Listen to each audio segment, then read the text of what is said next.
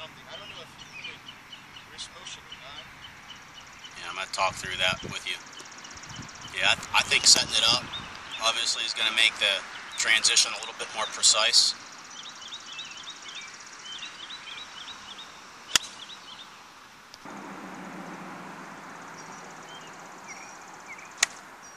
That was actually quite a bit better.